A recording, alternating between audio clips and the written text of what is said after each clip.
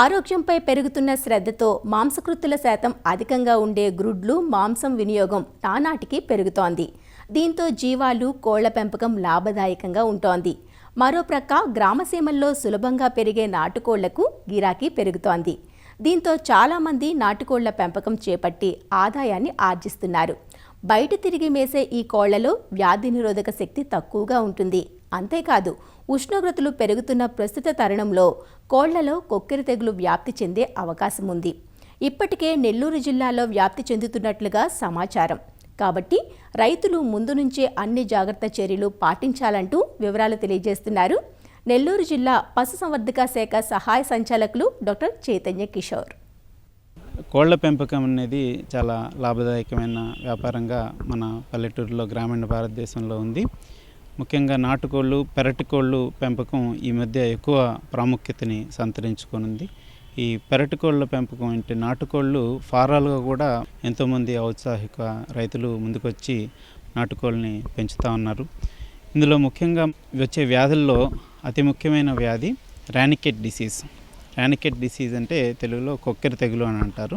ఇది సూక్ష్మ జీవులైన వైరస్ల వల్ల కలిగే వ్యాధి. ఇది పారామిక్సో వైరస్ అనే వైరస్ కలుగజేసే వ్యాధి.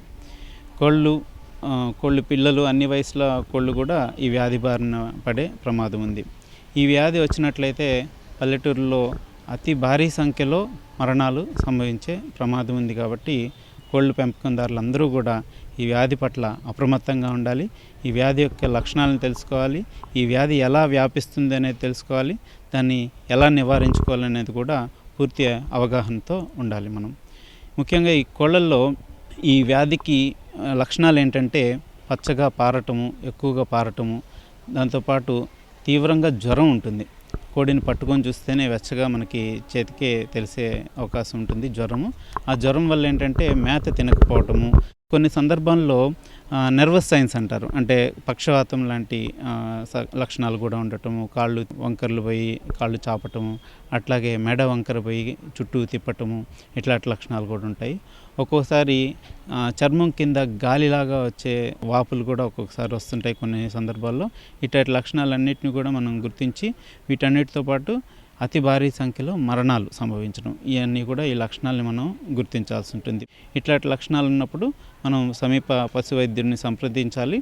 ఇది వైరస్ వలన కలిగే వ్యాధి కాబట్టి వైరస్ని చంపే మందులేమీ లేవు. కాబట్టి ఈ వైరస్ ఆ కోడి యొక్క అవయవాలన్నింటినీ పాడు చేసి వెళ్ళిపోయిన తర్వాత సెకండరీ బ్యాక్టీరియల్ ఇన్ఫెక్షన్స్ అని వస్తాయి. అంటే బ్యాక్టీరియా కూడా ఎఫెక్ట్ అవుతుంది వైరస్ వచ్చి వెళ్ళిపోయిన తర్వాత.